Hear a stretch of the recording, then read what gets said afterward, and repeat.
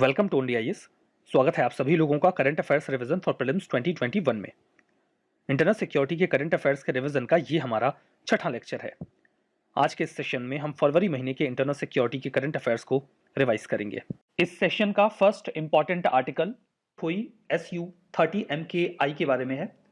Hindustan aeronautics limited को 272 ये aircraft बनाने थे। लास्ट 2 अभी उन्होंने हाल ही में मैन्युफैक्चर कर दिया, जिसे इंडियन एयरफोर्स को दे दिया जाएगा। ये twin jet multi role air superiority fighter jets हैं, जिन्हें रशिया के सुखोई के द्वारा बनाया गया और इसके बाद ये लाइसेंस दे दिया गया हिंदुस्तान एरोनॉटिक्स लिमिटेड को कि आप भी चाहें तो इंडियन एयरफोर्स के लिए ये फाइटर जेट्स बना सकते हैं। उसके बाद से ये जो हेल है, ये लगातार इसका कुछ मॉडिफाइड वर्जन जो है वो इंडिया में एयरफोर्स के लिए डेवलप कर रहा है। अभी इसे कुछ मॉडिफाई किया गया ताकि ये जो एक सुपरसोनिक क्रूज मिसाइल है इंडिया का ब्रह्मोस, उसे लॉन्च कर सके। ब्रह्मोस की बात करें तो ये एक सुपरसोनिक क्रूज मिसाइल है जो ज्वाइंट वेंचर है रशिया और रशिया की कंपनी है NPO और इंडिया का DRDO। इन दोनों लोगों के द्वारा मिलकर इसे बनाया गया है। 2 नदियों के नाम पर इसका नाम रखा गया है, इंडिया में ब्रह्मपुत्रा और रशिया के मॉस्कवा के। देखते हैं नेक्स्ट आर्टिकल जो कि एक्सरसाइज युद्धाभ्यास 2021 के बारे में है। ये 16th एडिशन है Indo US joint military exercise का, जो 8 फरवरी से 21 फरवरी के बीच में हो रहा है राजस्थान में। इंडिया पाकिस्तान के बॉर्डर के बिल्कुल पास होता है। उद्देश्य ये होता है कि दोनों कंट्रीज की जो आर्मीज हैं वो आपस में कोऑर्डिनेट कर सके काउंटर टेररिज्म के ऑपरेशंस को कंडक्ट करने के लिए UN के मैंडेट के अकॉर्डिंग। जो US की आर्मी है इस संबंध में काफ़ी सिग्निफिकेंट होता है, क्योंकि इंडिया और USA दोनों ही इस बात को लेकर कंसर्न है कि जो ग्लोबल टेररिज्म है उसे हमें खत्म करना है और इसके लिए कोऑर्डिनेशन बहुत ज़रूरी होता है। जो ज्वाइंट मिलिट्री एक्सरसाइज है यहाँ पर डिफेंस कोऑपरेशन को इन्हेंस करते हैं दोनों देशों की जो आर्मीज हैं वो। इससे दोनों देशों के जो बाइलैटरल रिलेशंस हैं वो भी बेहतर होते हैं। इस बात को लेकर ये जो एक्सरसाइज है वो इस बात को भी दोहराती है कि इंडिया एक बहुत ही इंपॉर्टेंट रोल प्ले कर रहा है इंडो पैसिफिक रीजन में। इंडो पैसिफिक रीजन देखिए, ये पूरा रीजन जो मैप में दिखाया गया है, जिसमें पैसिफिक का ये हिस्सा कवर हो जाता है और इंडियन ओशन का ये हिस्सा। हालांकि चाइना चाहता है कि हम एशिया पैसिफिक शब्द का इस्तेमाल करें, क्योंकि एशिया में जो डोमिनेंट पावर है वो चाइना है। तो अगर वर्ड एशिया पैसिफिक इस्तेमाल होगा तो चाइना सेंटर में होगा, लेकिन अगर वर्ड इंडो पैसिफिक इस्तेमाल होगा तो सेंटर में इंडिया होगा। खैर, बाकी की जो भी वेस्टर्न कंट्रीज हैं वो इंडो पैसिफिक शब्द को ज़्यादा प्राथमिकता देते हैं, जो कि इंडिया के एक इंपॉर्टेंट रोल को पोर्ट्रे करता है। हमारा नेक्स्ट आर्टिकल एक्सरसाइज MFAX 21 के बारे में है। ये tri service joint amphibious exercise है। ट्राई सर्विस का मतलब साफ है, इसमें नेवी, एयरफोर्स और आर्मी तीनों ही पार्टिसिपेट करेंगी। वैसे कोस्ट गार्ड ने भी इसमें पार्टिसिपेट किया था। एम्फीबियस एक्सरसाइज इसलिए कहा जाता है बिकॉज इसमें आर्मी की एक डिवीजन है जो एम्फीबियस है, मतलब कि वो है तो आर्मी की विंग, लेकिन वो नेवल वॉरफेयर में भी सक्षम होते हैं। उन्होंने भी इसमें पार्टिसिपेट किया। इसे अंडमान और निकोबार ग्रुप ऑफ आइलैंड में कंडक्ट किया गया। नेवी, आर्मी, एयरफोर्स तीनों ने पार्टिसिपेट किया। उद्देश्य ये रहा कि हम इंडिया की कैपेबिलिटी को वैलिडेट करें कि हम अपनी टेरिटरी को सिक्योर कर सकते हैं और अपनी आइलैंड टेरिटरीज को भी, और जो हमारी तीनों विंग्स हैं सिक्योरिटी के लिए वो आपस में अच्छी तरीके से कोऑर्डिनेट कर सकें। नेक्स्ट आर्टिकल INS विराट के बारे में है। INS विराट को 2017 में डीकमीशन कर दिया गया। इसका मतलब यह है कि अब इसका इस्तेमाल इंडियन नेवी नहीं करेगी। तो फिर हम INS विराट के बारे में पढ़ क्यों रहे हैं? देखिए, 2017 में जब INS विराट को डीकमीशन कर दिया गया तो एक प्राइवेट टेक फर्म ने इंडियन गवर्नमेंट को ऑफर दिया कि हम आपको 100 करोड़ रुपए दे देंगे, आप ये INS विराट हमको दे दीजिए जो डीकमीशन कर दिया गया है। हम इसका इस्तेमाल कुछ एडवेंचर पर्पज से या फिर म्यूजियम के तौर पे करेंगे, जिससे लोग एक जो बहुत बड़ा वॉरशिप है उसे देख सकेंगे, घूम सकेंगे, विजिट कर सकेंगे। लेकिन सरकार का ऐसा मन नहीं था। सरकार का प्लान ये था कि INS विराट को डिसमेंटल कर दिया जाएगा। डीकमीशन करने का मतलब ये है कि अब इंडियन नेवी उसका इस्तेमाल नहीं करेगी। डिसमेंटल करने का मतलब यह है कि उसे तोड़ फोड़ के स्क्रैप में कन्वर्ट कर दिया जाएगा और बेच दिया जाएगा। तो इस टेक फर्म ने कहा कि नहीं, ऐसा मत करिए, ये आप मुझे दे दीजिए। उन्होंने सुप्रीम कोर्ट में इस बारे में एक प्ली दायर करी। अब चूंकि जो स्क्रैपिंग प्रोसेस है वो काफ़ी तेज़ी से आगे बढ़ रहा था, तो उनकी पहली मांग ये थी सुप्रीम कोर्ट से कि आप कम से कम ये जो डिसमेंटलिंग प्रोसेस चल रहा है उसे रुकवा दीजिए, तब तो आगे बातचीत चलेगी। तो सुप्रीम कोर्ट ने अभी एक ऑर्डर पास कर दिया है कि स्टेटस को बना दीजिए, जितना डिसमेंटलिंग हो गई है वो ठीक है, अभी उसको रोक दीजिए और अगर आगे कोई बातचीत हो सकती है तो वो करिए। तो एटलीस्ट अभी ये जो डिसमेंटलिंग प्रोसेस था INS विराट का उसे रोक दिया गया है। इसके बारे में थोड़ी सी बात कर लेते हैं। देखिए, ये हमने नहीं बनाया था, ये ब्रिटिश नेवी का एक बहुत ही प्राइम वॉरशिप था। HMS हर्मेस इसका नाम हुआ करता था। 1959 में उन्होंने इसका इस्तेमाल शुरू किया था। 1982 में फाकलैंड आइलैंड वॉर हुआ था, जिसमें HMS हर्मिस का इस्तेमाल ब्रिटेन के द्वारा किया गया था। अर्जेंटीना के नज़दीक में है, साउथ अमेरिका के सदर्न टिप पर, तो काफ़ी दूरी पर आकर इस वॉरशिप ने लड़ाई लड़ी थी। उसके बाद जब ये वापस लौटा विजयी होकर, तो बात चली कि इसे रिटायर कर दिया जाए। उसे ब्रिटिशर्स ने रिटायर कर भी दिया, लेकिन उसके बाद उसमें कई सारे बदलाव किए गए और भारत ने इसे खरीद लिया। तो 1986 में इसका नाम INS विराट रख दिया गया, कई सारे बदलाव किए गए, इसे अपडेट किया गया और फिर इंडियन नेवी ने इसका इस्तेमाल करना शुरू किया। 1989 में जब श्रीलंका में पीस कीपिंग ऑपरेशन चलाना था, जिसमें नाम दिया गया था ऑपरेशन जुपिटर, उसमें INS विराट का इस्तेमाल किया गया। जब इंडियन पार्लियामेंट पर अटैक किया गया था पाकिस्तान के जो टेररिस्ट ग्रुप्स हैं उनके द्वारा, तो इंडियन गवर्नमेंट की ओर से एक ऑपरेशन पराक्रम चलाया गया था 2001-2 के आसपास। इनफैक्ट उसके बाद उन्होंने एक टेरर अटैक जम्मू कश्मीर में भी किया था, जिसमें कई सारे लोग मारे गए थे। तो सरकार ने नाराज होकर ये ऑपरेशन पराक्रम चलाया था, उसमें भी INS विराट का इस्तेमाल किया गया था। कई सारी एक्सरसाइज में ये पार्टिसिपेट कर चुका है, लाइक मालाबार एक्सरसाइज वरुणा जो फ्रांस के साथ होती है, सलीम अल बहर जो कि ओमान की नेवी के साथ होती है, इन सब में INS विराट ने पार्टिसिपेट किया। इसके पास एक वर्ल्ड रिकॉर्ड है, Guinness book of world record. ये दुनिया का सबसे लंबे समय तक सर्व करने वाला वॉरशिप है। यू कैन अंडरस्टैंड कि 1959 से तो इसे ब्रिटेन ने इस्तेमाल करना शुरू किया था और उसके बाद फिर हमने ले लिया, तो 1959 से इसने 2017 तक सर्व किया है। तो इतना लंबा तो किसी भी वॉरशिप ने सर्व नहीं किया है, ठीक है। ये जो शिप का मोटो है उसका मतलब है जल में व यश्य बल में व तस्य। इसका मतलब जो सी को कंट्रोल करता है वो पावरफुल होता है। बहुत ही जेन्युइन और सही लाइन है। आप इसका इस्तेमाल मीन्स के आंसर वगैरह में कर सकते हैं, जहां कहीं भी आप इंडो पैसिफिक की या इंडियन ओशन की बात कर रहे हो तो वहां पर। आर्टिकल ट्रोपैक्स 21 के बारे में है। इंडियन नेवी की एक बहुत बड़ी एक्सरसाइज है ये, जो 2 साल में एक बार हो रही है 2015 के बाद से।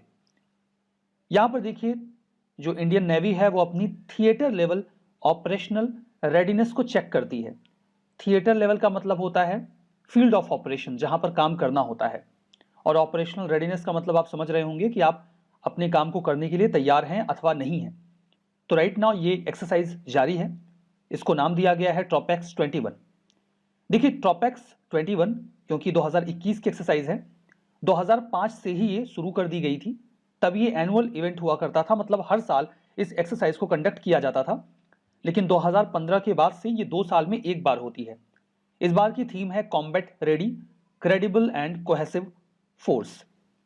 पार्टिसिपेंट्स की बात करें तो इंडियन नेवी का पार्टिसिपेशन तो फुल फ्लेज्ड होता ही है, जिसमें शिप्स, सबमरीन्स, एयरक्राफ्ट ये सभी इन्वॉल्व होते हैं। Eight the same time Indian army, Indian air force और कोस्ट गार्ड की यूनिट्स भी इसमें पार्टिसिपेट करती हैं। लोकेशन की बात करें तो इंडियन ओशन रीजन का एक बहुत बड़ा हिस्सा और आसपास का एक बहुत बड़ा हिस्सा इस एक्सरसाइज में कवर किया जाता है और वहां पर इंडियन नेवी अपनी ऑपरेशनल कैपेबिलिटीज को पोर्ट्रे करती है। उद्देश्य ये रहता है कि हम टेस्ट करें कि क्या कॉम्प्लेक्स मल्टी डायमेंशनल सिनेरियो में जब हम कोई थ्रेट फील करेंगे तो अच्छी तरीके से उसके खिलाफ कार्रवाई कर पाएंगे अथवा नहीं, हमारी कॉम्बैट कैपेबिलिटी कैसी होगी। काफ़ी ज़रूरी है इस समय, बिकॉज एक जियो स्ट्रेटजिक इन्वायरमेंट क्रिएट हो गया है जहां पर चाइना लगातार अपना एरिया ऑफ इन्फ्लुएंस इनहेंस करने की कोशिश कर रहा है। जो थिएटर लेवल एक्सरसाइज होती है वो इंडियन नेवी की ऑफेंसिव डिफेंस कैपेबिलिटीज़ को पोर्ट्रे करती है, वैलिडेट करती है, और ज़रूरी होता है कि समय समय पर ऐसी एक्सरसाइज को किया जाता रहे ताकि हम किसी भी स्थिति के लिए तैयार रहें। हमारा next article Arjun main battle tank के बारे में है। अभी हाल ही में प्राइम मिनिस्टर ने indigenously developed Arjun main battle tank को इंडियन आर्मी को सौंप दिया। आप इसे MK1A Arjun main battle tank भी बोल सकते हैं। इसको बनाने की शुरुआत 1972 में की गई थी। अगर आपको आइडिया हो तो 1972 के पहले इंडिया 3 बैटल्स लड़ चुका था, 2 पाकिस्तान के साथ और 1 चाइना के साथ। तो ज़रूरी था कि हमारे पास खुद के द्वारा डेवलप किए गए कुछ बढ़िया बैटल टैंक्स हों। इसी उद्देश्य से DRDO ने अपनी खुद की रिसर्च लेबोरेटरी CVRDE, जिसका फुल फॉर्म है combat vehicles research and development establishment, उसके साथ मिलकर अर्जुन मेन बैटल टैंक को बनाने की शुरुआत की। स्टेट ऑफ आर्ट टैंक बनाए जाने का उद्देश्य था, मतलब जो भी टेक्नोलॉजी अवेलेबल है उसके एडवांस लेवल पर इन टैंक्स को बनाया जाए। सुपीरियर फायर पावर हो, हाई मोबिलिटी हो, और ये खुद को एक्सीलेंट प्रोटेक्शन देने के साथ साथ बैटल फील्ड में कंट्री को प्रोटेक्ट कर सकते हैं। MK1 इसका जो प्रोटोटाइप था उसे मैन्युफैक्चर किया जा चुका है। अभी MK1A वर्जन डेवलप किया गया है, जिसमें MK1 के कंपैरिजन में 14 मेजर अपग्रेड्स किए गए हैं। उद्देश्य ये था कि जो छोटी मिसाइल्स होती हैं उन्हें भी इस बैटल टैंक से लॉन्च किया जाए। अभी वो अपग्रेड नहीं हो सका है। आने वाले समय में निश्चित तौर पर हो सकता है जब इसका नेक्स्ट अपग्रेड आएगा तो इस बैटल टैंक में मिसाइल्स को भी लॉन्च किया जा सकेगा जो स्मॉल मिसाइल्स होती हैं। CBRD ने इस बैटल टैंक को बनाने में काफ़ी अच्छे डेवलपमेंट्स अवेल किए हैं। इसका इंजन, ट्रांसमिशन, सस्पेंशन बहुत ही उन्नत किस्म का है। गन कंट्रोल सिस्टम भी काफ़ी बेहतर है। Computer controlled integrated fire control system को इसमें इंस्टॉल किया गया है। ये दिन और रात दोनों ही समयों में बेहतर तरीके से काम कर सकता है। 120 मिलीमीटर की जो कैलिबर की राइफल गन्स इसमें इंस्टॉल की गई हैं जो अच्छी तरीके से एनिमी को हैंडल कर सकती हैं। हमारा नेक्स्ट आर्टिकल जिदर उल हदीद एक एक्सरसाइज के बारे में है। ये एक्सरसाइज पाकिस्तान की आर्मी कंडक्ट कर रही है। अब देखिए ये जो एक्सरसाइज है ये थार डेजर्ट के आसपास का जो रीजन है वहां पर कंडक्ट की जा रही है। थार डेजर्ट इंडिया में भी है और पाकिस्तान में भी है। तो इंडिया के राजस्थान में और पाकिस्तान का जो सिंध प्रोविंस है वहां पर एक्सट्रीम डेजर्ट इन्वायरमेंट में पाकिस्तान की आर्मी खुद को तैयार करने का प्रयास कर रही है। अब खैर इनकी ये एक्सरसाइज हमारे लिए उतनी इंपॉर्टेंट नहीं है जितना कि थार डेजर्ट हमारे लिए इंपॉर्टेंट है एग्जामिनेशन पॉइंट ऑफ व्यू से। मैप में आप लोकेशन देख सकते हैं थार डेजर्ट की। इसे रेड कलर से या डार्क रेड से मार्क किया गया है थार डेजर्ट को। ये एरिड रीजन है जो लगभग 2 लाख स्क्वायर किलोमीटर का पूरा एरिया कवर करता है। ये नेचुरल बाउंड्री भी बनाता है इंडिया पाकिस्तान के बीच में। 17th लार्जेस्ट डिजर्ट है ये दुनिया का, और 9th लार्जेस्ट डिजर्ट ऐसा है जो हॉट सब ट्रॉपिकल एरिया में पड़ता है। लोकेशन इंडिया में राजस्थान में और पाकिस्तान में पंजाब और जो सिंध प्रोविंस है उसके कुछ हिस्सों में ये पूरा कवर होता है। सराउंडिंग एरियाज की बात करें तो आपको थार डेजर्ट के पश्चिम में इंडस रिवर प्लेन मिलेगा, नॉर्थ और नॉर्थ ईस्ट में पंजाब प्लेन मिलेगा, साउथ ईस्ट में अरावली रेंजेस मिलेंगी और साउथ में रन ऑफ कच्छ मिलेगा। हमारा नेक्स्ट आर्टिकल नेवेडेक्स 21 एंड इडेक्स 21 के बारे में है। अभी हाल ही में इंडियन नेवल शिप प्रलय आबू धाबी पहुंचा, जहां ये नेवेडेक्स 21 एंड इडेक्स 21 में पार्टिसिपेट करेगा जो फरवरी 20 से 25 के बीच में होना है। INS मैसूर भी इसमें पार्टिसिपेट करेगा जो कि indigenously built guided missile destroyer है। इसके पहले तक ये पर्शियन गल्फ में डिप्लॉयड था। नेवेडेक्स 21 और इडेक्स 21 का फुल फॉर्म मैं बता देता हूँ। नेवेडेक्स का फुल फॉर्म है नेवल डिफेंस एग्जीबिशन और इडेक्स का फुल फॉर्म है इंटरनेशनल डिफेंस एग्जीबिशन। इसके पहले कि हम आगे बढ़ें हम लोकेशन देख लेते हैं आबू धाबी की। देखिए आबू धाबी UAE की कैपिटल है। ये इंडिया है, ये है UAE। नेबरिंग कंट्रीज में ओमान दिख जाएंगे, सऊदी अरेबिया, यहाँ पर यमन है, ये इराक है, सीरिया है, ईरान है। UAE में यहाँ पर आबू धाबी है जो कि इसकी कैपिटल है। तो मैप में आपने लोकेशन देख ली। इसके पहले कि हम आगे बढ़े मैं एक बात का क्लैरिफिकेशन दे दूं कि ये कोई नेवल या मिलिट्री एक्सरसाइज नहीं है। जैसा कि नाम में ही लिखा हुआ है ये एग्जीबिशन है। एग्जीबिशन में क्या होता है, शोकेस होता है। जो भी कंपनीज होती हैं वो अपने प्रोडक्ट या सर्विसेज को दिखाती हैं अपने कस्टमर्स को या फिर ऑडियंस को। तो जो नेवेडेक्स है वो एक डेडिकेटेड और फोकस्ड प्लेटफॉर्म की तरह काम करता है जहां पर नेवल डिफेंस और मैरीटाइम सिक्योरिटी कंपनीज अपनी टेक्नोलॉजीज एंड सर्विसेज को दिखाते हैं ऑडियंस को। अगर कोई इंटरेस्टेड है, कोई एंटिटी उसमें इंटरेस्टेड है तो वो उन्हें ऑर्डर दे सकती है या फिर उनके साथ कोई एग्रीमेंट साइन कर सकती है। इडेक्स और नेवेडेक्स दोनों ही बाइनियल एक्टिविटीज़ हैं, 2 साल में एक बार होती हैं। ठीक है, बात करते हैं इडेक्स के बारे में। इडेक्स का फुल फॉर्म है इंटरनेशनल डिफेंस एग्जीबिशन। ये एकमात्र ऐसा इंटरनेशनल डिफेंस एग्जीबिशन है जो कि लैंड, सी और एयर सेक्टर में जो टेक्नोलॉजीज वगैरह हैं उनको डेमोन्स्ट्रेशन का एक प्लेटफॉर्म देता है मीना रीजन में। देखिए मीना इना मीना डीका वाला नहीं है, rather it is a MENA region. ME stands for Middle East and NA stands for North Africa. MENA में कई सारी कंट्रीज आती हैं। ये कंट्रीज मीना का पार्ट है। Iran, Syria, Iraq, Jordan, Kuwait, Saudi Arabia, UAE, Oman, Yemen, Bahrain और Qatar. यहाँ पे देखिए लेबनान है, Israel, Palestine, Egypt, Sudan, Libya, Tunisia, Algeria, Morocco. These are all part of MENA region. तो ये एक यूनिक प्लेटफॉर्म की तरह वर्क करता है जहाँ पर government departments, businesses, arm forces आपस में जाकर कोलैबोरेट करते हैं। देखते हैं किसके पास क्या है। दुनिया की most prominent annual naval defence maritime security exhibition है ये। अब यहाँ पर सिग्निफिकेंस की बात करें तो देखिए INS प्रलय ने इसमें पार्टिसिपेट किया। ये दिखाता है कि इंडिया UAE के साथ बायलैटरल रिलेशंस और बेहतर तरीके से इस्टेब्लिश करने का प्रयास कर रहा है। बात करते हैं INS प्रलय के बारे में। इसे इंडियन नेवी में दिसंबर 18 2002 को कमीशन किया गया था। ये सेकंड शिप है जिसे प्रबल क्लास मिसाइल वेसल के तौर पे इंडिजिनियसली डेवलप किया गया। 56 मीटर लंबा ये शिप है।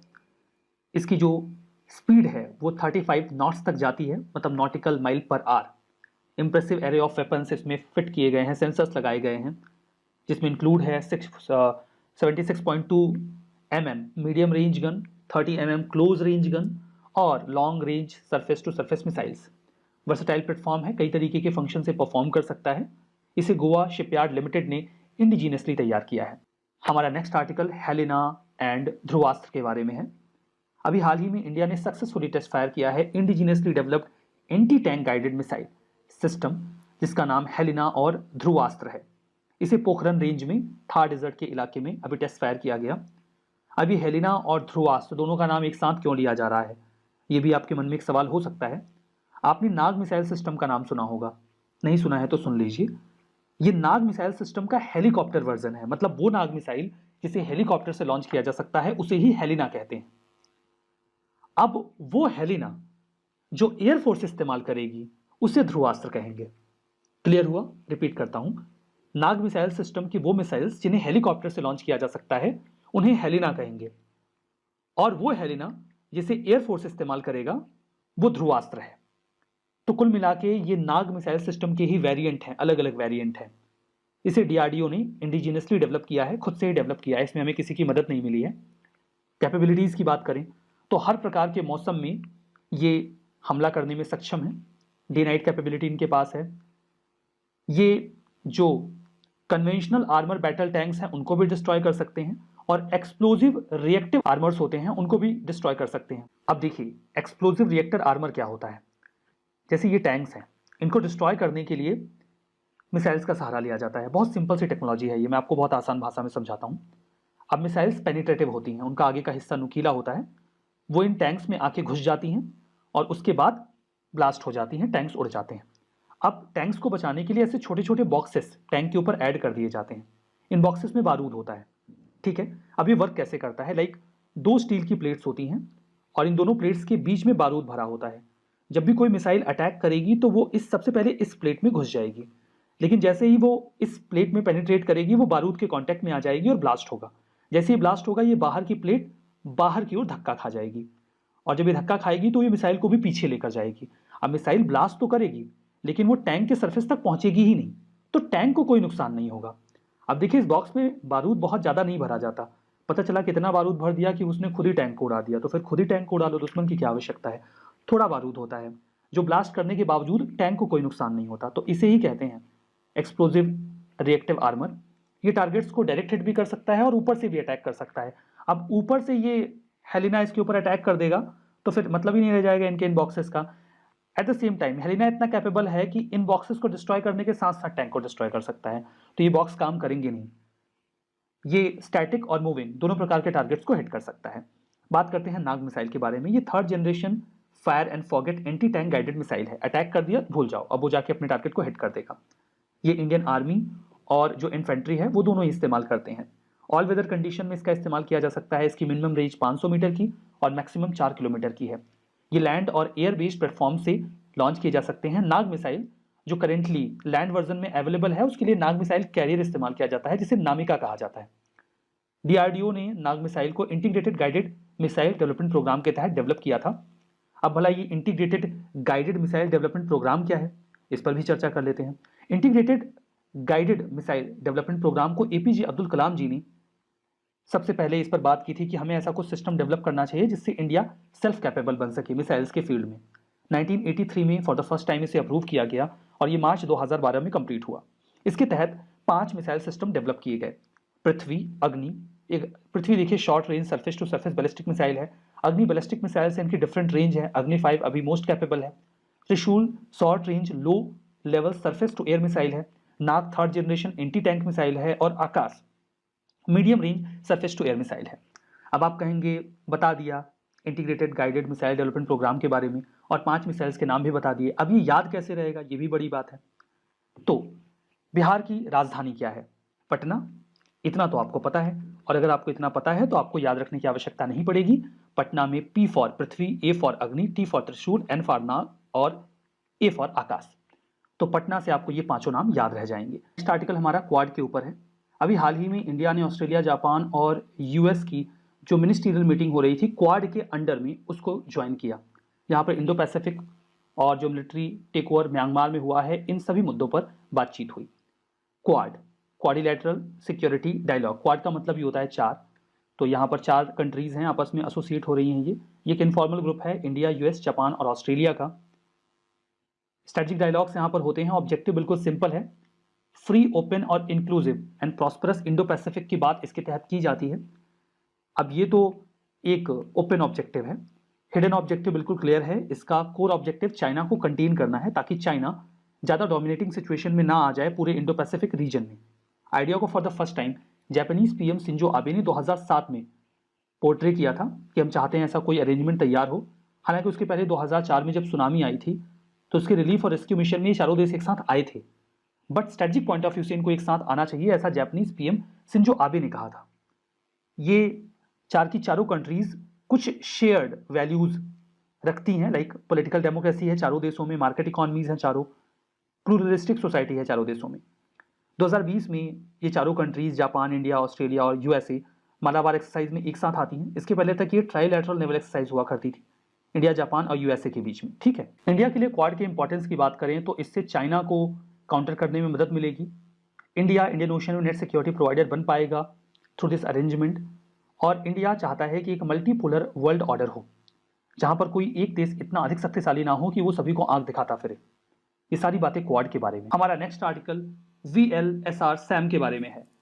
डीआरडीओ ने अभी हाल ही में सक्सेसफुल लॉन्च किया है VLSR सैम का, जिसका फुल फॉर्म है vertical launch short range surface to air missile, जमीन से हवा में मारने वाली मिसाइल। इसे इंडिजिनियसली डेवलप किया गया है डीआरडीओ के द्वारा और इसे नेवी के लिए डेवलप किया गया है। उद्देश्य यह है कि हवा में जो भी टारगेट्स, कोई भी थ्रेट अगर खतरा आ रहा है तो उसे न्यूट्रलाइज कर सके। ये किसी भी प्रकार के क्लोज रेंज के टारगेट्स को न्यूट्रलाइज कर सकता है, उन्हें भी जिनके पास सी स्किमिंग कैपेबिलिटी हो। सी स्किमिंग कैपेबिलिटी का मतलब क्या होता है? सी स्किमिंग एक ऐसी टेक्निक होती है जिसमें भी कोई भी जो थ्रेट वाला ऑब्जेक्ट होता है, लाइक कोई फाइटर जेट, कोई ड्रोन, वो उतना नीचे उड़ता है जितना नीचे वो उड़ सकता है। समटाइम्स सी लेवल से 50 मीटर की ऊंचाई पर ये उड़ते हैं। इसका इन्हें फायदा ये मिलता है कि ये रडार या फिर जो इंफ्रारेड डिटेक्शन टेक्निक्स हैं उससे बच जाते हैं और इन्हें निशाना नहीं बनाया जा पाता, और ये जिस ऑब्जेक्टिव से किसी भी टेरिटरी में एंटर कर रहे हैं उसे पूरा कर लेते हैं। लेकिन अगर अब कोई फॉरेन ऑब्जेक्ट ऐसा करने का प्रयास करता है तो उनका स्वागत करने के लिए हमारे पास VLSR सैम है। वो उसे आसानी से न्यूट्रलाइज कर सकता है। इसकी स्ट्राइक रेंज 40 किलोमीटर तक की है। ये हर प्रकार के वेदर में काम करने में सक्षम है। पॉइंट और एरिया डिफेंस दोनों ही प्रकार की क्षमताएं ये अपने पास रखता है। ये jets, fighter aircraft, unmanned aerial vehicles, इन सभी को न्यूट्रलाइज करने की क्षमता रखता है, यानी कि ड्रोन्स। ठीक है, ये सारी बातें VLSR सैम के बारे में। तो आज के इस सेशन में बस इतना ही। Thank you very much.